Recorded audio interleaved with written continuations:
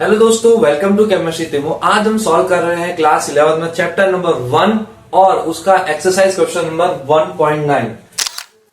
तो पहले तो क्वेश्चन को समझते हैं। क्या बोला उसने कि भाई मुझे क्या दिया हुआ है, calculate the atomic mass of chlorine.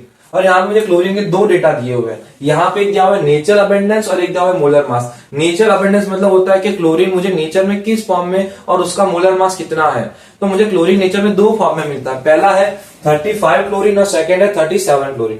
Nature abundance 35 का कितना दिया हुआ 75.77, यानी नेचर में कितना प्रेजेंट है वो 75.77%। जब मैंने उसका मोलर मास निकाला तो कितना आया 34.9689। सेकेंड, उसने बोला कि एक और क्लोरीन का फॉर्म है जो आइसोटोप है उसका 37 क्लोरीन, उसका नेचर में जो प्रेजेंट है वो है 24.23% और उसी का मोलर मास है 36.9659।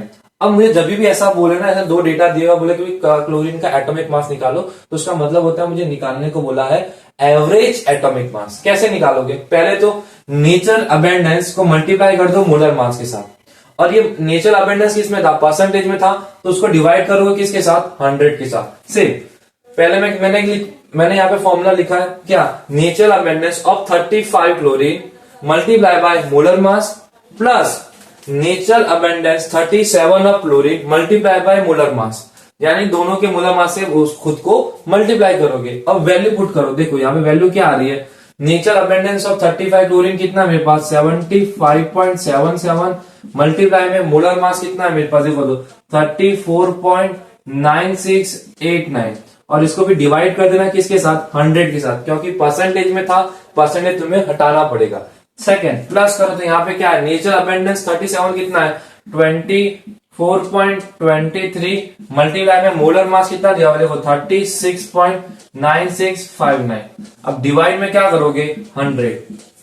अब इसको जब तुम सॉल्व करोगे तो तुम्हारा जो फाइनल आंसर आएगा, जैसे मैंने इसको सॉल्व किया तो यहां पे जो मेरा आंसर आ रहा है वो आंसर आएगा मेरा 26.4959 प्लस जब मैंने इसको सॉल्व किया तो इसका जो आंसर आ रहा है वो आ रहा है मेरा 8.9568। अब जब मैं इन दोनों का सम करूंगा तो जो मेरा फाइनल आएगा वो फाइनल आंसर है 35.4527। अब देखो एटॉमिक मास पूछा तो यूनिट लगेगा इसका U।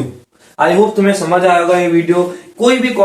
कोई भी तुम्हें अगर क्वेरी है इस क्वेश्चन के लिए तुम मुझे कमेंट में पूछ सकते हो, मैं डायरेक्ट आंसर कर दूंगा तुम्हें, या तो मेरे यूट्यूब वीडियो के अंदर तुम्हें डिस्क्रिप्शन में मेरी इंस्टा आईडी मिल जाएगी, तुम डायरेक्ट